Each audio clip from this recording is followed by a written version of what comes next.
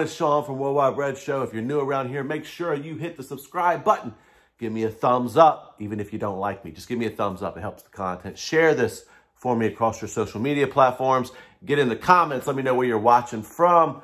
Give me a comment. Let's interact. If you are a YouTuber or you're on football Twitter, put your handles and all that stuff down below, and I'll be sure to follow you and support you as well, because I am a participator, not a hater. Anyway, guys, let's talk about the game. 0-0 Chelsea United. I'm coming to you live and in person from my basement, just a little portion of my basement, because I didn't even want to do a reaction today. So I'm going to try to make this one as quick as I can, and I don't want to ramble. The game I thought was horrible overall. So what did I like about the game? I felt that, let's start from the back. David De Gea had not much to do, but when he needed to, he made a save or two. We have our defensive players played well overall. Vic could have been man of the match. Harry Maguire played well, except for the obvious blatant penalty that he got by with by trying to make love to Azpilicueta in the box with that super sensuous hug and takedown method that he employed in the box. In all fairness, a few corner kicks before that, Azpilicueta did the same thing to him. And I didn't hear a bunch of screaming and carrying on and people yelling for VAR and taking pictures either, because it happened to be Harry Maguire. And we know that when you play for Manchester United and you're out fighting Greek police and everything else that's been going on in his life, you're a target. And a few moments later, Thiago Silva, after Conte kicks Marcus Rashford, Thiago Silva kicked Marcus Rashford, so we both should have had a penalty. VAR looked at that, decided it wasn't a penalty, and the reason they decided it wasn't a penalty is because they felt guilty they didn't give the first one that they should have. There should have been 2 PKs. It is what it is. They cancel each other out. Neither team won or lost the game today because of the referee. Like I said, Frank Lampard learned his lesson. We slapped Chelsea 3 times last year out of 4 because he kept wanting to attack us, leaving space in behind that we would exploit with our pace. And that's the problem we're going to address later, how we play under Ole Gunnar Solskjaer. We're going to talk about that here in a little bit. Let's talk about the players first. Like I said, the back line played well. Man of the match could also have been Fred. Fred's been solid. I don't see how you can watch that game today and tell me that Conte is better than Fred. If you say that, you just have an agenda, period, or you're living off of 3 years ago, because he's just not. The fact is, Fred's biggest issue is his first touch, and sometimes it can be exploited, and it almost cost us today. Fred had one major boo-boo today that I remember, and, ooh, it made me pretty nervous. But besides that, Fred was solid. Our attacking players, Marcus is going to do what Marcus is going to do, which is Marcus, as much as I love the guy, I think he's a great human being. He's one of my favorite players. He's inconsistent. He is not a great finisher. Marcus Rashford has a tendency to need a bunch of opportunities so that he can put one away. We saw it against PSG. PSG, he was on a breakaway at least 3 times where he could have scored or assisted, and he didn't. But when we needed him in the clutch, great finish. Today, one-on-one with the keeper. You could say, well, the keeper made a great save. Wasn't the best pass to him, I get it. But if you want to say you're the next Neymar and Mbappe and all the stuff that we say that he is, you have to finish that. Don't give me all the stats about how many goals he scored and all these kind of things. I get that. I celebrate the guy. But we have to be honest with what we see with our eyes. He's not always clinical. And there are times where he should put the ball in the back of the net, and he doesn't. So, that being said, let's talk about the person who has no business starting for us. I know why he starts, but no business starting, who no one wants to pass to. Daniel James. Listen, I know he's a pace merchant. I know he gets in good positions. But the man doesn't know how to finish. And he makes terrible decisions quite often. I mean, I don't want to slag the guy off. I wouldn't mind him coming off the bench. But how in the world do we have Mason Greenwood and, even Donny van de Beek? We have all these other players that can't get a start, but this guy starts. But I'm going to tell you why he starts. One of the reasons he starts, is because as soon as he came off today, first off, if you notice how many times throughout the game that Dan James is open and his teammates will not pass him the ball, it is obvious. It's obvious. So they know that it's a waste of a pass, and they don't fool with the guy. However, as soon as he came off, within a minute or two, go back and watch the tape, Reece James gets open on the right for a wide open cross, puts in a dangerous cross, and Chelsea almost scores. And the reason it happened is because Marcus Rashford don't like to track back in that top position. He doesn't track back well enough. He was forward in the attack. He did not get back, and Reece James was wide open. Dan James, at least, is in people's face because he's everywhere. Up and down, like the Energizer Bunny, like a crazy man. So that's why he gets picked. Definitely not because of his end product, and honestly has no business being a starter for us. But neither does the next person we're going to discuss for a minute. And this one's going to create some enemies for me, and it's just the way it is. I made a point the first half to watch only the midfield because I cannot understand when our manager gets up and says, listen, people played a certain way, they deserve a start. Then what does Donny van de Beek have to do to get a start?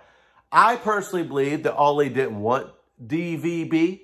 I believe he wanted Jack Grealish. Villa priced Jack Grealish out of the move. Ole throwing his toys out the pram. And he doesn't start Donny when Donny should start. What does Donny and Paul Pogba have? How did they feel looking out on the field with Scott McTominay starting? Scott McTominay would not start in any other top 6, probably top 8, maybe even top 10 team in the midfield in the Premier League. I have no problem using him as a utility player or him coming off the bench, but it is a joke. And listen, some of you, especially like people were blasting me, someone made a comment to me on Twitter, and I'm like, are you watching this game? Because I stopped and watched only the midfield. Scott McTominay was not doing all this extra running and industry and breaking up play and all the stuff people say he's there for instead of Matic or Pogba or Van de Beek. But let's just call it what it is, instead of Pogba. Because people have a problem with Pogba. He's lazy. He gets too far forward. He does all this and does all that. He should be getting forward because we should have enough in the back to have a sitting central defensive midfielder and 2 center backs that can break up play enough that we're not worried about always getting hit in from behind. But we don't. So let's just say this. I watched Scott McTominay. The guy is not a good defensive player. Matter of fact, he fancies himself as a number 10. Look at his social media stuff. If anything, the guy's a number 8. He is not a good holding midfielder. I hate that we play a double pivot. It annoys me. 4-2-3-1 all the time. Why not a 4-3-3 with 2 8s and give them defensive responsibilities as well with one guy that sits? It's a better formation for our team. And it's not just about Pogba. Donny van de Beek don't deserve to start. Every single game the guy's played, every single game, he's been good. Everyone. But he can't get a game. Scott McTominay starts. I watched Scott the whole first half. The guy was not good. Not just was he not good, there were times where he picks up the ball and Marcus is making a run or someone's making a run that Paul Pogba with his head up sees that and hits that 30 or 40 yard pass. He don't even give us that. And like I said, I'm not trying to slag the guy off. I don't see what some of you, I don't understand how some of you are so obsessed with this guy because he came through the academy. The guy is not, man. Listen, it would be different if he's showing me like old N'Golo Kante type of breaking up play. If he's just this beast and this monster. He's not. He's just big. He's not. I watched only him because I needed someone to convince me how I'm wrong. And maybe it was just this game. So next game, because I'm sure I'll be starting again, I'll watch him again, and eventually he'll prove me wrong, I'm sure. But how is this guy a starter over Paul Pogba? Paul Pogba, one of the top 5 midfield talents in the world, on the bench. Donny van de Beek, the person that Real Madrid wanted, even instead of Pogba, on the bench. Scott McTominay, starting at home. At home. The team was set up to do what it was meant to do. Just be defensive. And I wouldn't, it's not even about that. It's just Scott McTominay doesn't show me that he's good defensively. He gets skinned on the regular. The only thing he does better than Pogba, and I give him this, is he gets back and holds the midfield shape better. He holds the midfield shape better. But it doesn't even do any good. How many interceptions does he have? How much play of the play is he busting up? I'm not seeing it. And I'm watching the midfield. Fred, his industry, his energy, his passing is better on every level than Scott's. But the majority of the time, even when a substitution's made, who comes out? Fred. Guys, I don't understand it. And listen, I back the manager. I'm hoping he turns it around and we're just great and all that. But I'll call out the garbage when I see it. The manager is not above criticism. This is terrible. And this is just my opinion. I mean, you can prove to me I'm wrong if you want to. But I watched the midfield all game. Scott ain't doing it for me. I'm sorry. There's no way. What I'm guessing is Paul Pogba must have had that conversation with the coach and the board, like, I'm out. And so they're eventually freezing him out, kind of like Ander Herrera, like how they did Ander Herrera. You know, he was hurt all the time. Man, I wasn't hurt. He just didn't want to play him. It's just frustrating. It's frustrating to have that type of talent. It ain't going to be out Pogba. So Donny van de Beek, the guy's class. And don't tell me he's only a 10. I watched him for Ajax play as a 6. But he's really an 8, a box-to-box 8 that loves to get forward and get in the box. He's kind of a hybrid 8 and a 10. But he can play anywhere. Guys, it's killing me. It's killing me. Because our manager, who I love, he is a legend of the club. I don't want to slag him off, but I feel like he conned us. I feel like he conned us because when Ollie came in, he gave us the feel-good factor. He got the guys smiling again. And for a few months, he played this serious attacking 4-3-3. Pogba all of a sudden became the best midfielder on the planet. You know, we had our fullbacks getting forward. Defensively, we were still keeping our shape, but we were just attacking people, man. Free-flowing. And it was beautiful to watch. We were all singing Ollie's at the wheel. And I'm a Poch guy. I wanted Poch instead of Ollie. I said when we hired him, we should not hire him yet. Wait till the end of the season. Not against him, but what did he do to deserve the job? Nothing but be a legend. It wasn't because of his CV. What, winning at Mold? Man, stop. Okay, stop. Listen. It kills me because I feel like some of what Ollie's told us is a lie. So he sold us this attacking type style, and we're gonna play completely like Manchester United. We're gonna be the old United. But as soon as he got the job, he switched his formation, became a completely defensive manager. And many of you that will criticize me in this video, if this was 2.5, 3 years ago with Jose Mourinho, you will be blowing up YouTube because we set up defensively and we set up even at Old Trafford defensively. And that's okay. If you're a defensive manager, you're a defensive manager. I think Ollie's a defensive manager. It is what it is. He faked us into thinking otherwise. Now, over time, it's like when you're dating someone, right? When you marry someone, that's when you eventually start to know them. You never marry the real person. That person you're dating, that's a representative. You'll eventually meet the real person later on. That's kind of how I feel. Now, see, Ollie sold us on this cultural reset, and that's why I was backing him 1,000%. But if the board isn't backing him, there is no cultural reset.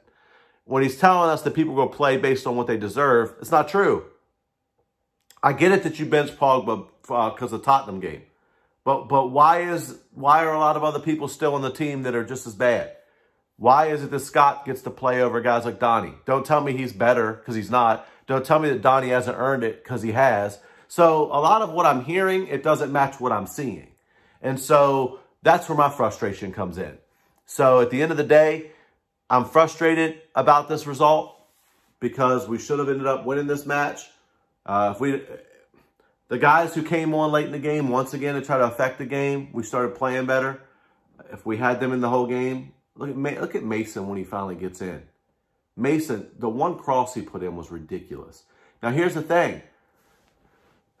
That you could say, well, Mason don't track back either. Mason don't track back either. Well, let me ask you a question. Is Juan Mata a defensive guru? No, he's not. So, I don't know, man. I just feel like we're in for a long season. I'm going to support the team. I'm going to support the coach. I'm going to support the guys. I'm not going to be screaming Ollie out and all that kind of stuff, but I'm going to call crap when I see it. And what I saw today was crap. How Scott McTominay's been playing? Crap. What I watched today? Frustrating. This defensive. And y'all forget, the team that played against Newcastle deserves to play. Okay, let's have that argument.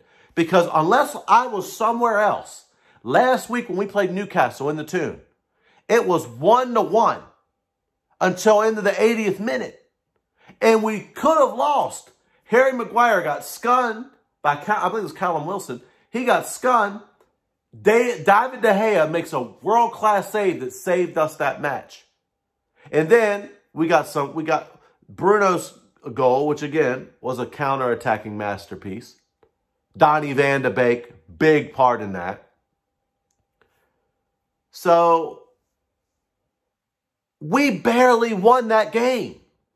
And some of you watch the scoreline being 4-1 and like, yeah, we went and handled business. We didn't handle crap. We did not handle business. We pulled away with some cheap goals at the end. Aaron Wan-Bissaka roofed one. When has that happened? Never. Nunca. Has never happened before. First ever goal in his career. Then, with 5 minutes of extra time, and the 96th minute, Marcus Rashford gets a breakaway for a cleanup goal that no one even cares about. But you guys want to look at the scoreline and say, 4-1, we're handling business, we're back, baby. And then what did we do? We went and played at PSG. We played phenomenal. Best game of the year. And what did we do? We set up to defend. Because that's how we play. We had a good game. Great result. But we set up to defend. So let's not act like, everything we're doing is just like rosy and stuff, because it's not. Like I said, hopefully we can turn this thing around. Overall, like I said, I have no idea what's going on with Dan James. I have no idea about Scott McTominay. Let me know what you think about that. Overall, I felt the back played well. Vic and Harry Maguire played well today. Glad to see that.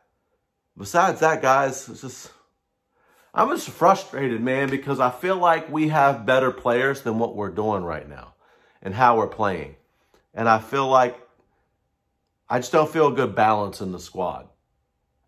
And it's frustrating because, once again, we're early in the season and we're like 9 points off freaking Liverpool. I think we're like 10 or 11 off of Everton.